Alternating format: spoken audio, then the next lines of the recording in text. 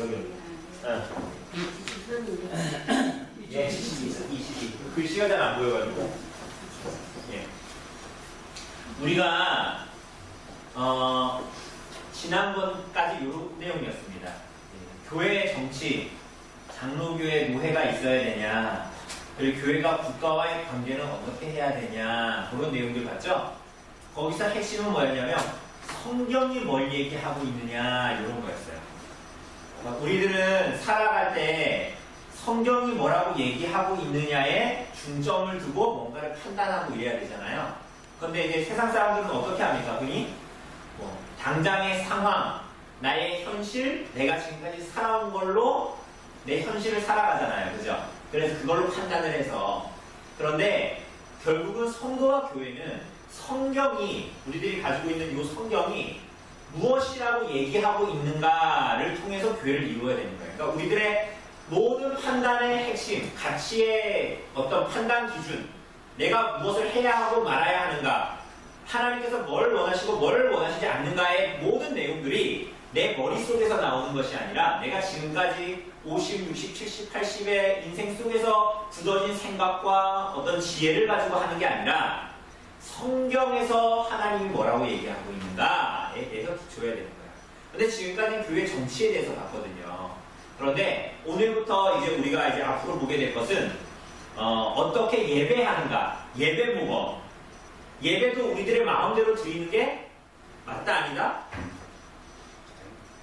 우리가 하나님을 사랑하는 사람들이 다 모였으니까 그냥 우리 같이 좀 머리 맞대가지고 어떤 게 좋을까 해가지고 뭐 뮤지컬도 좀 넣고 영상도 좀 넣고 이렇게 저렇게 해가지고 예배 드립시다. 이렇게 하면 된다고요? 안 된다고요?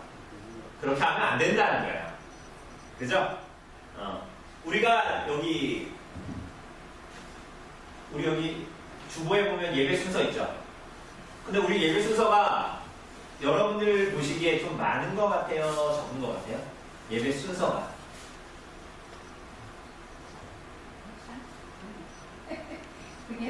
많지 않으신 것 같죠? 네. 다른 교회는 요거보다 적게 하는 데도 있고 막 그래요. 근데 이제 이게 우리가 이제 보면 알겠지만 다 이렇게 하지 않으면 그럼 다 이상한 교회냐? 맞을까요? 아닐까요? 아니에요. 그러니까 우리가 웨스트민스터의 이 예배 모범이나 이런 거를 보면 성경이 성경에서 하나님이 예배하는 어떤 그런 것들에 기준이 있고 어떤 이 모범들이 있다라고 이 사람들이 본 거예요. 예배를 마구잡이로 드리지 않았다, 우리 선배들이. 그래서 성경의 원리에서 그것들을 도출해내서 만든 것이 어떤 이 예배의 순서입니다. 이게 교회 역사가 만든 게 아니에요. 우리 선배들이 성경에서 무엇을 얘기하고 있는 예배를 어떻게 드리는 것이 하나님이 원하시는 것인가에 따라서 도출된 거예요. 그래서 여기에 보면 우리 예배가 그냥 있는 게 아니지 않습니까? 처음에 보면 예배를 부름이 있죠. 이게 뭡니까? 하나님의 언약 가운데에 우리들을 부르셨다는 것에 대해서 나타낸 게 뭐예요? 예배로의 부름입니다. 맞죠? 이게 그냥 순서가 아니에요. 우리의 존재와 교회의 존재가 어디에 있냐? 우리가 언약 백성이다. 하나님 우리가 언약 맺으셨다. 이런 것들을 나타내는 게 여기에 다 나타나요. 우리 옛날에 교회를 다 했잖아요. 예배 순서 이거 바꿀 때. 그죠? 처음에 찬송 우리가 여기에 혹시 처음에 찬송할 때 막 500 몇십 장, 400 몇십 장 이런 거 잘 안 나오죠? 우리 지금까지 예배 드릴 때 보면 여기 항상 1장, 뭐 혹은 2장, 3장, 6장, 10장 안에 다 되잖아요. 왜냐하면 그 앞에 있는 찬송가들은 다 누구에 대한 찬송이에요? 모두 다 하나님에 대한 찬송이지만 그 앞에 찬송들은 경배송이에요. 누굴 경배하냐? 성삼위 하나님을 향한 찬송들이 다 여기에 초두에 들어가요. 원래 예배는 그렇게 해야 돼요. 왜? 예배를 받으시는 주체가 누구냐를 명확하게 드러내기 위해서. 여러분 예배를 성부 하나님이 받으십니까? 성자 하나님이 받으십니까? 성령 하나님이 받으십니까? 누가 받으세요? 다 받으시죠? 그게 뭐예요? 성삼위일체 하나님께 예배하는 거예요. 그래서 우리가 찬송 1장 가사가 뭡니까? 만복의 근원 하나님 온 백성 찬송 드리고 저천사여 찬송하세 찬송 성부 성자 성령. 이게 뭐야? 성삼위 하나님을 부르는 거예요. 우리가 그죠? 그러니까 예배가 의미가 있어요, 없어요? 이 예배 순서들이. 다 순서, 의미가 있는 거예요. 심지어는 그래서 신앙 고백은 누구에 대한 고백이에요? 사도신경은 누구에 대한 고백이에요? 그냥 하나님이라고 하면 안 돼요. 삼위 하나님을 향한 고백이에요. 맞습니까? 그래서 사도신경에도 보면 성부 하나님, 성자 하나님, 성령 하나님이 무슨 일을 하셨다는 것을 고백하는 거잖아요. 그죠? 그런 내용들이 다 들어가 있습니다. 그래서 여기에 보면 뭐가 들어있어요? 주기도문 맨 끝에 우리 찬송을 하잖아요. 주기도문도 들어가고요. 사도신경도 들어가고요. 또 뭐가 들어갑니까? 십계명도 들어가 있고. 이게 다 들어가 있는 거예요. 그죠?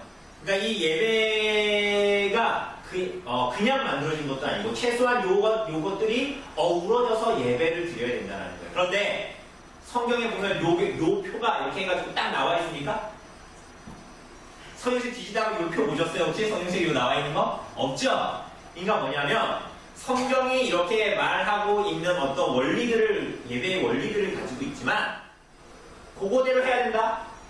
요 순서대로 읽었다면 이거는 이렇게 해야 된다? 라는 게 있어요? 없어요? 그런 거 없는 거예요. 그러니까 그거 진리 안에서의 자유를 우리에게 허락하신 거예요. 그런데 오늘날 너무 자유해서 말도 안 되게 빼놓는 게 이제 많은 거예요. 근데 그렇게 하면 돼요? 안 돼요? 그렇게 하면 안 돼요. 그러나 예배의 어떤 규정적인 원리, 우리가 이해하고 있는 원리들 속에서는 그것들을 자유를 가지고 성경의 이 예배의 원리가 좀 드러날 수 있도록 예배를 드려야 하는 거죠. 그런데 이제 예배몸으로 가기 전에 우선은 예배 개혁이 어떻게 시작됐는가? 그럼 그 개혁했다라는 것은 그 전에 이상했다라는 거 아니에요? 뭐가 이상했냐? 뭐 이런 내용들 볼 겁니다. 예배 개혁의 핵심, 제사에서 예배로입니다. 그죠? 제가 한번 초점만 한번 읽어볼게요. 예배 개혁을 한마디로 표현하면 제사에서 예배로의 개혁입니다. 예배에 제사의 개념이 조금이라도 남아있으면 그 예배는 개혁해야 합니다. 그러면 제사는 무엇이고 예배는 무엇일까요? 예배가 제사라고요? 아니죠. 여러분 우리 유교에서 제사 지낼 때 지방에 보면 유세차 이렇게 제사 하나님 안 믿는 사람들은 유세차 하는 거고 믿는 사람들은 교회 와서 예배 드리고 그 기회 아니에요. 아니에요. 예. 하나님 우리들의 이 예배 자체가 제사가 아니라는 거예요. 그럼 대체 뭐냐? 희생이 아니면 뭐냐? 봅시다. 지금도 로마에 가보면 어떤 성당이든지 그 내부 장식이 대단합니다. 안에가 휘황찬란하다는 거예요. 오늘날 아무리 멋진 건물과 화려한 인테리어를 자랑하는 교회라 하더라도 로마의 어느 한 교회에 있는 성당의 화려함을 따라갈 수가 없습니다. 우리 나중에 신년맞이 성경 읽기할 때 그때 한번 이런 것도 그 사진 좀 보여드릴게요. 화려함은 성당의 기본 세팅이었습니다. 왜 그럴까요? 왜 진세 사람들은 예배당을 장식해서 화려하게 만들려고 그토록 공을 들였을까요? 그것은 공간이 제사와 관련된 것으로 생각했기 때문입니다. 결국 이것도 사제주의의 폐단입니다. 공간이 그 사람들이 모여서 로마 카톨릭 예배드리는 공간이 뭐하고 관계됐다고요?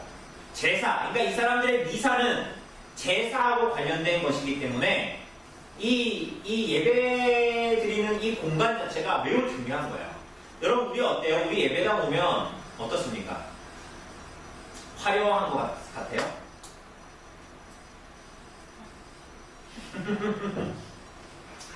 가톨릭에 가면 엄청 높은 고가 엄청 높고요. 그죠? 그리고 이제 스테인글라스에서 이제 햇빛이 쫙 들어오고 굉장히 우리가 드라마나 이런 데에서 보는 어떤 경건한 분위기를 만드는 그죠? 그런 류의 것이란 말이에요. 그런데 사실은 개신교는 그렇지가 않아요. 봅시다. 로마가 기독교를 국교로 삼은 뒤에 313년이죠. 기독교 신자의 수가 급증했습니다. 왜? 국교로 삼으니까 그 로마의 국교로 기독교를 삼으니까 기본적으로 공무원 하려는 사람들은 다 뭐가 있어야 될까요? 내가 그 전에 안 믿었는데 내가 공무원 되려고 그래. 그럼 공무원 되려고 그러면 자기 종교가 뭐 해야 되는 거예요? 기독교가 돼야 되는 거예요. 그러니까 이런 류의 폐단들도 나타났어요. 그래서 진실로 믿지 않는데 신자의 수가 급증했고 많은 신자들이 예배할 수 있도록 예배 공간이 많이 필요해졌습니다. 그래서 한때 버려졌던 로마의 신전들이 발굴되어 예배당으로 리모델링 됩니다. 뭐가 발굴돼서요? 신자가 확 늘어나니까 로마가 원래 국교가 기독교가 아니었거든요. 그전에는 뭐 믿었을까요? 우리나라 치면 유교도 믿고 불교도 믿고 막 이랬다는 거예요. 우리나라를 치면 우리가 불교 국가였는데 예를 들면 그럼 절이 많을 거 아니에요. 그런데 기독교로 확 바뀌었어. 그러니까 사람들이 다 기독교를 믿는데 예배 드릴 때가 모자라겠죠. 그럼 어떻게 해요? 절 같은 걸 절을 리모델링 하는 거야. 그래서 어떻게 할 수 있도록 뭐 불상 같은 거 치고 이렇게 해가지고 그 공간을 그대로 남겨두면서 거기서 뭐 했다고요? 예배 드릴 수 있도록 만들었다는 거예요. 당시에 로마가 다른 이방의 많은 신들을 섬기는데 예배당의 숫자가 모자라니까 그 신전에 있는 그런 신상들이나 이런 것들 다 치우고 거기서 예배를 드렸단 말이에요. 그런데 이 신당들이나 이런 것들이 기본적으로 어떤 그런 분위기를 조장하거든요. 높은 골을 높게 세워가지고 막 경건한 분위기 그리고 엄청 압도되는 분위기 막 이런 거를 만들거든요. 그래가지고 저 앞에 세워놓은 신이 굉장히 위대하다라고 사람이 경외심을 가지고 막 보게 만드는 거예요. 여러분들 가끔 거대한 저는 그것만 해도 그렇거든요. 왜 그 속초에 그 무슨 산입니까? 소금강 거기 들어갈 때 보면 거기 무슨 큰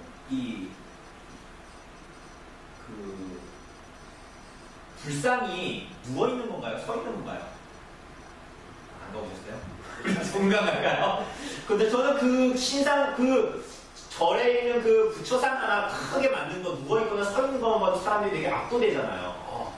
저런 게 내가 믿진 않지만 되게 뭔가 압도되는 느낌을 받는데 약간 그런 식의 예배의 어떤 형식을 가지고 있었던 거예요. 그러니까 그 분위기나 공간이 주는 이미지 자체가 그랬다라는 거예요.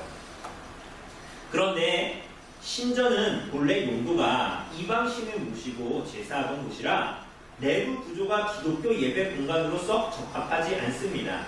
신비로운 분위기를 주는 화려한 공간에서 예배하던 신자들은 아니나 다를까 차츰 기독교의 하나님을 예배하는 예배와 제사를 혼동하기 시작합니다. 이제 우리 여기 이거 이해하려면 이렇게 이해하시면 돼요. 여기 들어올 때 여기 들어올 때 입구에 저거 뭡니까? 우리 네? 네, 성당입니까? 그죠? 거기에 가끔 거의 그런 일 없지만 1년에 한두 차례 보면 밤에 들어오면 좀 깜짝깜짝 놀래요. 거기 안에 불 켜놓고 제사하는 것처럼 막 그렇게 하더라고요. 밤에. 그 안에 근데 거기 안에 그 문을 여니까 거기에 이렇게 무슨 그림이 막 안에 있더라고요. 제가 멀리서 봐도 딱 보이는 어떤 뭐를 그려놓은 신을 그려놓은 거겠죠? 그런 게 안에 이렇게 촛불을 막 켜놓고 막 그러거든요. 근데 거기다가 맨날 그렇게 하다가 야 이거 하지마 하고 그거 치워놓고 거기다가 예배당으로 작게라도 꾸민다고 해봅시다. 사람들이 처음에는 그래 우리 하나님을 예배라고 하지만 차츰 그게 익숙해지면 그게 선한당에서 했던 그런 것들이 막 생각이 나겠죠. 그러니까 기독교의 하나님하고 하나님이 예배하는 거고 하고 선한당에서 불타는 거하고 사람들이 혼동하기 시작했다라는 거예요. 이 얘기가 로마에서 그런 일이 있었다라는 거예요. 이 사람들이 차츰 예배와 제사를 혼동하기 시작합니다. 성경을 잘 몰랐던 사람들은 우상 숭배와 제사를 기독교 예배와 잘 구분하지 못했던 겁니다. 그러니까 그 전까지 로마는 이방신들을 섬기다가 국교가 개종된 지 얼마 안 됐으니까 다 기독교를 믿는데 그러니 사람들이 그 전까지 하나님을 믿는 신앙, 성경의 내용을 알지를 못했을 거 아니에요. 그런데다가 그런 데서 예배를 드리기 시작하니 사람들이 혼동이 되기 시작하는 거예요. 이게 하나님께 예배하는 건지 아니면 그 전에 모셨던 신전에서 제사를 드리는 건지 혼동했던 거죠. 세월이 흐르면 이런 현상은 점점 심각해져서 중세를 지나면서 예배당은 갈수록 화려하고 복잡한 신전 스타일로 건축됩니다. 이제 이후에 요거에 영향을 받아가지고 나중에 성당을 짓는데 성당이 마치 예전에 신전의 제사를 연상하는 것과 같은 모양의 형태의 성당들을 교회가 만들기 시작하는 거예요. 그 영향을 받아서.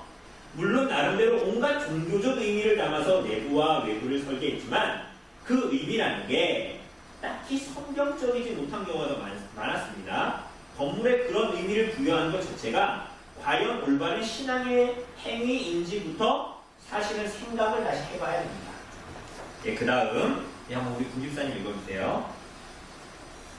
이 사진은 어마어마한 fon도를 쏟아부어 만든 로마 바티칸의 대수로 배송당입니다.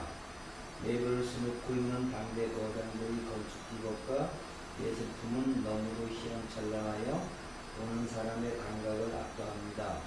성당에 들어선 순간 마치 천상의 공간에 와 있는 느낌을 받을 정도입니다. 그저 사람의 손으로 지은 건물일 뿐인데 그것을 들어선 것만으로도 마음이 차분해지고 신비로운 기분이 듭니다. 당시 교회는 이처럼 신령한 체험을 제공하는 공간으로서의 건축물을 만들기 위해 그야말로 최선의 노력을 기울였습니다. 네, 그러니까 우선적으로 보관놓고 안에 내부가 되게 화려하죠. 여기 위에 사진 보니까, 그죠?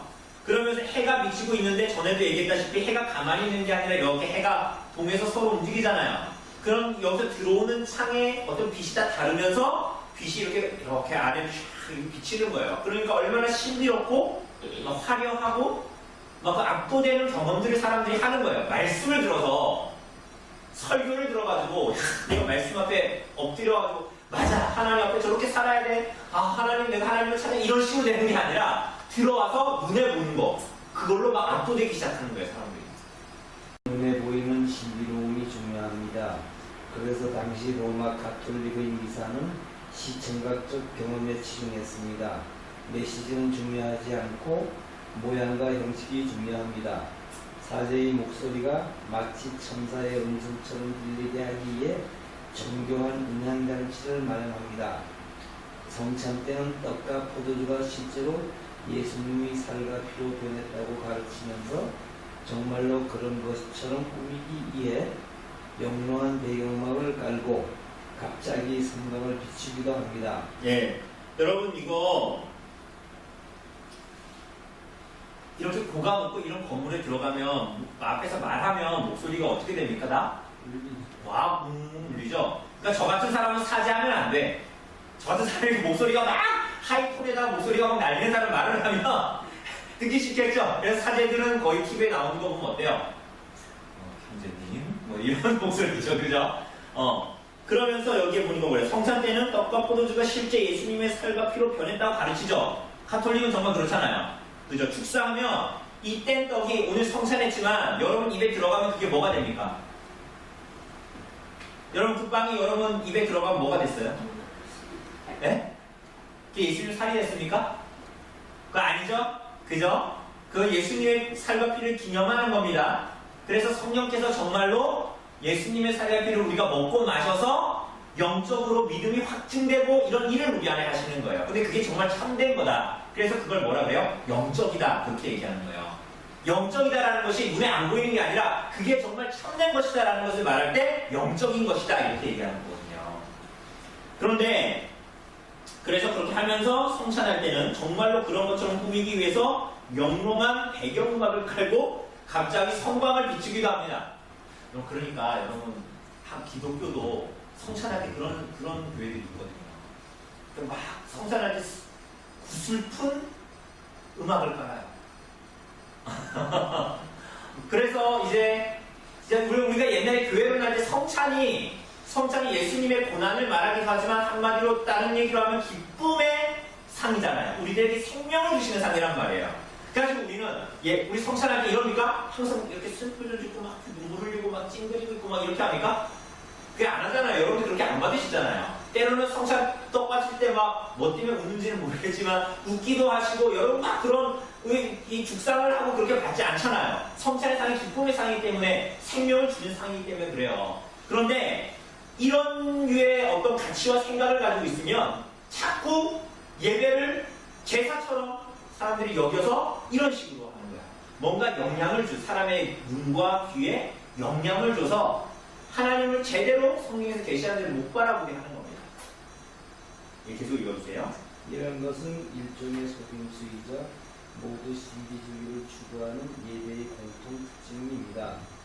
예배가 순수함을 잃어갈 때 보편적으로 나타나는 현상이기도 합니다. 네, 이걸 잘 기억하셔야 돼요. 항상 이런 일이 벌어질 때는 좋은 게 좋은 거다. 교회도 이런 걸 하는구나가 아니라 예배가 순수성을 잃어가고 예배가 교회가 하나님의 이름으로 세워진다는 것에 대한 어떤 순수성과 기준을 잃을 때 교회는 항상 이런 짓을 합니다. 사람의 생각과 어떤 이성적으로는 보기 좋을지 모르지만 그래서 그것이 사람의 감성을 건드리고 그럴지 모르지만 이런 식으로 해서 예배의 순수함이 잃어간다. 그래서 사람들이 하나님을 바르게 바라보지 못하고 성경의 계시를 바라보지 못하게 하는 현상, 이게 보편적인 현상입니다. 교회 역사에 보면 항상 교회가 순수함을 잃어갈 때 이런 일들이 일어나고 있습니다. 네, 계속 읽어주세요. 하나님이 원하시는 방식으로 예배 드린다는 원칙을 철저하게 지켰던 사람들의 입장에서 볼 때 로마 가톨릭 성당의 잡다한 장식과 예식들은 무엇일까요? 그것도 되지도 않을 것으로 하나님을 예배하러 드는 행동에 불과한 것입니다. 그래서 그들은 종교개혁 당시 이러한 장식부터 떼어냈습니다. 네, 여기다 아주 격하게 썼죠. 되지도 않을 걸로 하나님을 예배하려고 한다. 이렇게 얘기했어요. 1계명이 하나님 한 분밖에 없다. 우리가 사랑해야 할 대상. 2계명이 뭡니까? 하나님이 원하는 신은 방식으로 하나님을 사랑하고 예배하라는 거잖아요. 그래서 땅에 있는 것이나 땅 아래에 있는 것이나 물속에 있는 것이 어떤 형상도 만들지 마라. 이렇게 말씀하신 것이 이런 형상 하나 이렇게 딱 세워가지고 안 만든다. 그걸로 되는 게 아니라 하나님을 사랑할 때 어떠한 방식으로 사랑하고 예배해야 하는가를 2계명에서 우리들에게 가르쳐주면서 성경에서 말하는 대로 하라라고 우리에게 교훈하시고 가르치시는 것입니다. 자, 두 번째 넘어가서 수민이 형제 한번 읽어주실래요? 참된 예배에 어울리는 예배나 건축은 어떻게 해야 하나 이와 관련해서 생각을 해볼 문제를 하나 드리겠습니다. 사진은 노트르담 타운입니다. 파리에 가면 꼭 봐야 되는 것으로 알려진 광장입니다. 노트르담이란 가운데이라는 뜻으로 아우어레이디라는 뜻으로 예수님의母亲 마리아를 의미합니다. 네, 이건 노트르담 이게 뜻이 예수님의母亲 마리아를 의미하는 거래요. 그죠? 얘기 들어보세요. 굉장히 멋진 건물인데 특히 정문산 가운데 있는 커다란 창문이 눈에 띕니다. 이런 형태의 창문을 건축 쪽에서는 로즈 윈도우라고 부릅니다. 건축 양식이지요. 그런데 이 로즈가 뭘까요? 장미가 의미하는 것이 뭘까요? 이 역시 마리아를 뜻합니다. 여러분 옆에 사진에 보면 똑같은 문양이 나오죠? 이런 거 혹시 보셨어요? 혹시 우리나라에서 보신 적 있으세요? 요 카톨릭의 요 성당의 건물에 TV에서는 보신 적 있으시죠? 우리가 그냥 이렇게 눈으로만 보고 싹싹 지나갔지만 이게 바로 이 로즈 윈도우라고 하는데 이 로즈가 장미인데 장미가 마리아를 의미하는 거래요. 여러분 보이시죠? 이게 장미래요. 이걸 장미로 표현한 거야. 이렇게 이게 로즈 윈도우라고 부르는 창문이래요. 계속 읽어주세요. 그러니까 성당 건물에 이 창문이 있다는 것은 소위 성모 마리아와 관련이 있는 종교 건물이라는 뜻이 되며 다른 표현으로는 이곳에서 신자들이 마리아의 은총을 받는다는 개념입니다. 장미창에 추가된 은은한 빛이 건물 내부를 밝혀줄 때 신자들은 거기서 신비롭고 따스한 은총의 느낌을 받을 뿐만 아니라 하나님의 음성을 계시받는 기분이 됩니다. 상당수의 성당 건물에는 이런 창이 있습니다. 웨스터민스터 타운에도 대형 로즈 윈도우가 장착되어 있습니다. 여러분, 요게 마리아를 상징한다. 예를 들면 이 창문이 여러분 여기 뒤에 있다고 해봅시다. 우리 교회 그렇게 만들었다고 합시다. 그래서 제가 여기 앞에 설교하고 막 이런 거 있잖아요. 근데 이쪽에서 창에서 그 로즈 윈도우에서 햇살이 촥 나오면서 여러분들이 촥 비쳐. 그럼 여러분들 무슨 생각할까요? 하나님을 생각할까요? 마리아를 생각할까요? 당연히 마리아를 생각하겠죠. 눈에 보이는 거에 사람들은 약하니까 그게 보이면 그래 참 마리아가 우리를 위해서 기도해 줄 거야. 뭐 이런 생각을 할 거 아니에요. 그죠? 그래서 상당수의 성당 건물에는 이런 창이 항상 있었다고. 이게 카톨릭의 교리와 깊은 관계가 있습니다. 이런 것들이. 지금은 이미 카톨릭은 이들의 공의회에서 결정을 했죠. 마리아가 코리디머라고. 그러니까 마리아가 예수님과 동등한 권위를 가진 구원자라고 이미 선언을 했어요. 그 사람들은 교리적으로. 그러니 이런 것들이 성당에 있는 게 이 사람들이 이제 더 이상 아무렇지도 않고 오히려 그걸 보면서 자신의 구원에 어떤 확신을 갖게 되는 거죠. 누구로 말미암은 구원? 마리아로 말미암아. 네, 읽어주세요. 한국의 많은 교회당 건물도 이것을 단순히 건축 양식으로 알고 모방했습니다. 보딩 양식으로 지은 옛날 교회당에는 이런 창문이 꼭 있습니다. 건축 양식에 담긴 신학적 의미까지는 생각하지 못했던 겁니다. 물론 신학적 의미를 담지 않고 단순히 예술로 이해하고 넘어가자는 입장도 있겠지만 아무래도 종교적 상징은 예술 이상의 의미를 담고 있으니 주의가 필요합니다. 그냥 예뻐 보인다고 해서 교회 안에서 다 받아들일 수는 없으니까요. 네, 이렇게 얘기하고 있습니다. 여러분, 그래서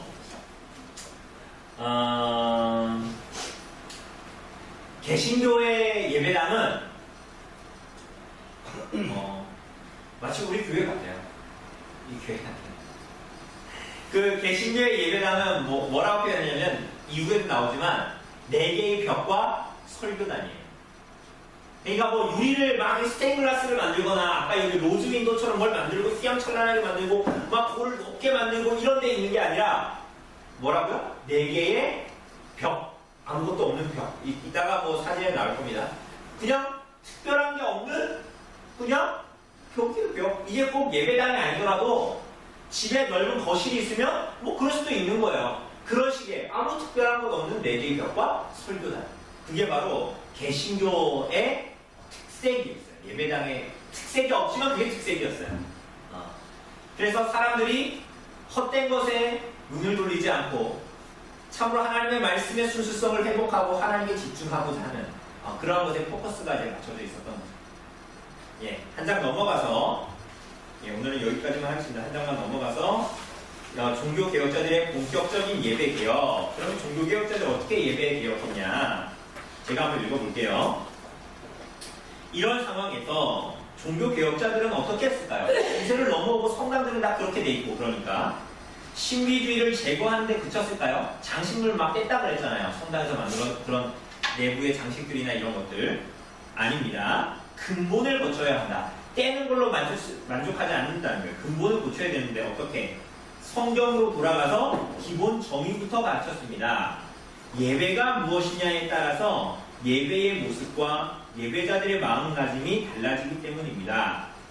종교개혁자들은 예배에 대해 다음과 같은 원리를 갖고 있었습니다. 첫째, 무엇을 해야 하느냐에 대해서는 예배는 하나님의 것이니 하나님께서 원하시는 대로 하자는 것이었습니다. 예배가 누구 거라고요?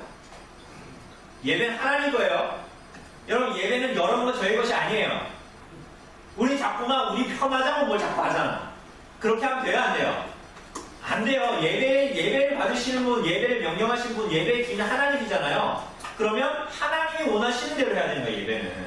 근데 우리 자꾸만 뭘로? 우리 편의로 무언가를 자꾸 하려고 하죠. 하나님께서 우리에게 예배를 명령하셨으므로 하나님 말씀인 성경이 나타난 예배 요소만 사용하자고 주장했습니다. 그 주장 아래 깔린 것은 하나님의 절대 주권과 인간의 전적 타락입니다.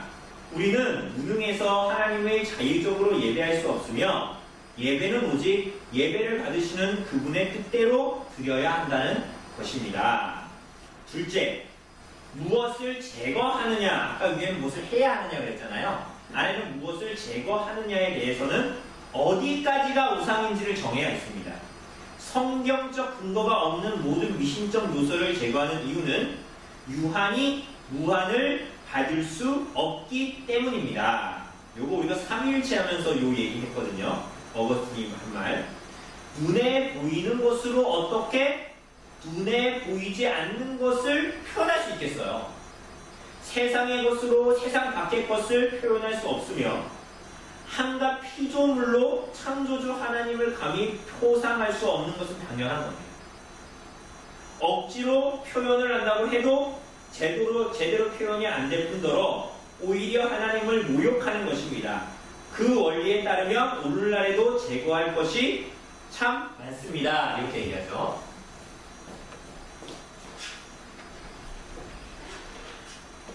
여러분, 이 얘기가 무슨 얘기입니까? 그러니까 성경에 근거가 없는 모든 미신적인 요소를 카톨릭에서 제거했다는 것은 유한이 무한 무한을 받을 수 없다. 그러니까 한갓 유한한 인간이 무한하신 하나님을 표현하고 그렇게 표현할 수가 없다. 그건 이제 마치 전에도 얘기했다시피 바닷가에 국자로 바닷물 하나가 턱 떴는데 이게 바다야 이렇게 얘기하는 것과 다를 바가 없다라는 거예요. 여러분 국자로 바닷물 하나 턱 떠가지고 이게 바다야 이렇게 할 수 있습니까? 바다가 얼마나 넓고 얼마나 거대하고 우리가 가보지 않은 바가 얼마나 많은데 그죠? 그러니 여기에서 나온 대로 억지로 표현한다고 해서 표현되지 않을 뿐더러 그 하나님 모욕하는 거다. 그래서 오늘날 그 원리에 따르면 제거할 게 참 많다. 가로치면서 거기에 뭐라고 써 있습니까? 예수님 얼굴 캐릭터 사용. 그러니까 여러분 가끔 우리는 많이 안 보지만 어떤 주일학교나 아니면 어디 CBS, 뭐 CTS 이런 데 보면 이런 교재 같은데 이런 거 보면 거기에 예수님이라고 하면서 예수님이 뭐 이렇게 자켓을 입고 있고 막 이렇게 무슨 막 모자를 쓰고 있고 혹시 그런 거 보셨어요? 예수님 털이 이렇게 막 있고 성화도 마찬가지죠. 우리 사실은 여기 가운데 밥 먹는데 식사하는데 원래 거기에 뭐 붙어 있었습니까? 기억나세요? 뗀지 한 3년 됐는데 뭐 붙어 있었어요 거기? 그림이 하나 붙어 있었죠. 기억나세요? 뭐가 붙어 있었어요 그 그림이? 그 그림 뭔지 기억나세요? 기억 잘 안 나세요? 예수님이 양을 치고 있는 그림이었잖아요. 기억나세요? 성화 같은 거였잖아요. 그죠? 그러니까 그 내용들도 보면 그래서 예수님 그 얼굴을 보면서 누구라고 생각해요? 예수님을 생각해요. 그 예수님이 어떻게 생겼던가요? 저처럼 생겼던가요? 저보다 훨씬 잘생겼죠. 그 사진에 나온 예수님은. 그러니까 우리가 하나님을 성삼위 하나님을 표현한다라고 얘기하면서 그런 식으로 하는 거 그렇게 해서 주일학교 애들한테 어떻게 뭐 어린 아이들이니까 나단이나 이런 애들한테 이게 예수님이야라고 잘 가르치고 혹은 뭐 만화 성경이라 이래가지고 예수 하나님의 얼굴이나 예수님의 얼굴을 그런 식으로 그린다거나 그런 것들은 사실은 이계명을 범하는 것이에요. 그래서 종교개혁자들은 그 모든 미신적인 요소들을 제거해버렸던 거예요. 그래서 아래에 보면 예배개혁의 원리 이렇게 나와 있죠. 표가. 그렇죠? 그래서 맨 왼쪽에 보면 원리 이렇게 써 있습니다. 두 칸으로 나눠져 있죠. 하나님의 절대 주권 그리고 인간의 전적인 타락 그리고 아래는 규하는 무한을 받을 수 없다는 원리. 그래서 위에서 보면 이 원리 하나님의 절대 주권 인간의 전적 타락에서 나온 행동 옆으로 몇 칸으로 옮기면 뭡니까? 하나님의 말씀인 성경에 있는 예배 요소만 사용하는 거예요. 여러분 이 원리 굉장히 중요해요.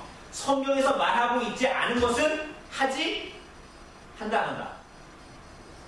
하지 않는다는 거예요. 성경에서 말하는 원리만을 가지고 예배 요소로 사용한다. 그래서 거기에 예로 뭐가 나와 있습니다. 설교 그리고 시편송 시편으로 하나님을 찬송했으니까 시편송 그 또 뭐 있습니까? 성례 이런 것들을 한다. 아래 보면 유한은 무한을 받을 수 없다는 원리에서 나오는 행동은 뭡니까? 성경에 근거가 없는 예배 요소는 모두 다 어떻게 한다? 다 제거한다. 없애버린다는 거야.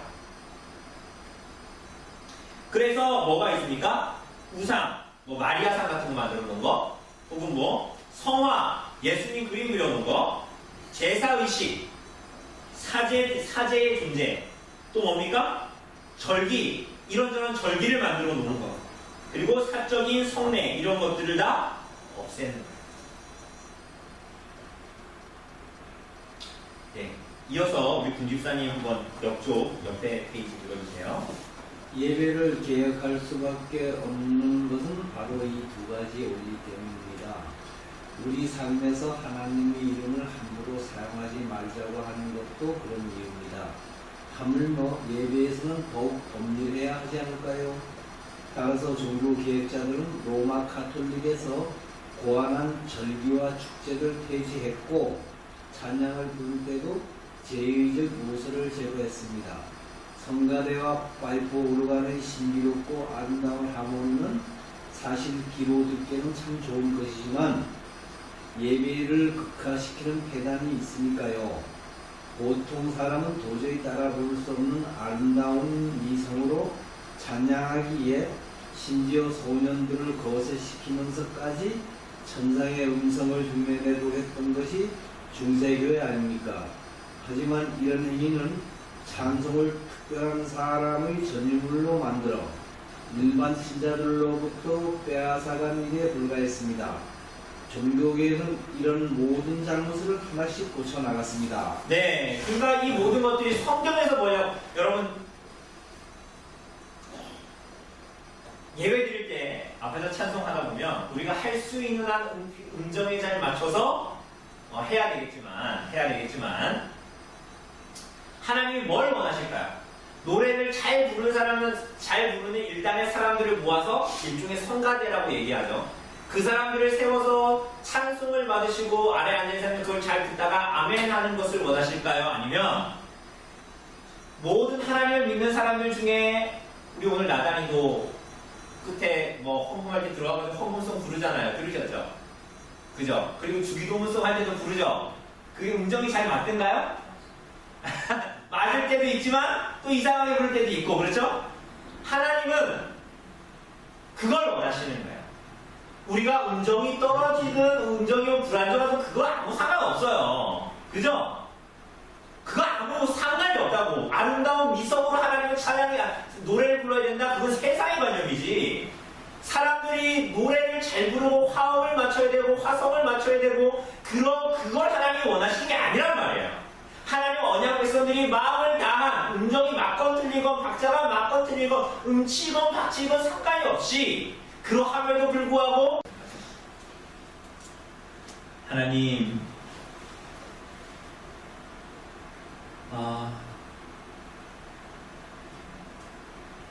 참 우리들이 교회의 역사를 공부하고 교회 역사에서 교회가 어떻게 하나님의 말씀에 응하고자 몸부림쳤는가를 우리들이 보게 됩니다. 그들이 살았던 시대가 참 녹록한 시대가 아니었고 참 오늘날에 비추어 보자고 해도 녹록한 삶이 아니었고 환경과 상황이 좋지 않았음에도 불구하고 그들이 그렇게 하나님의 말씀대로 교회를 개혁하고자 했던 마음들이 그 안에 있었던 것을 우리들이 보게 됩니다. 우리들에게 은혜를 주시어서 하나님의 말씀에 깊이 침잠하여 주의 말씀이 무엇을 말씀하고 있는가를 우리들이 더욱더 깨닫게 하시고 그러므로 우리들의 삶과 우리들의 모든 예배와 하나님을 섬기는 것이 성경에 붙들려 성경의 기준에 의하여 살아갈 수 있도록 하나님 인도하여 주시옵소서. 오늘날 모두가 진리이고 모두가 자기 생각에 옳은 대로 살아가고 있는 이 세상 속에서 심지어 하나님의 백성들도 그러한 가치 가운데 살아가고 있는 이 세상 속에서 좀 우리들이 깨어서 하나님께 붙들려 좀 이 땅을 좀 살아갈 수 있도록 하나님께서 인도하여 주시고 역사하여 주시옵소서.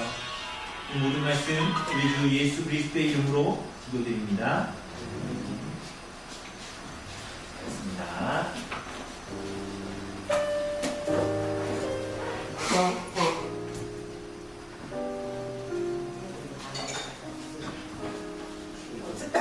여보세요?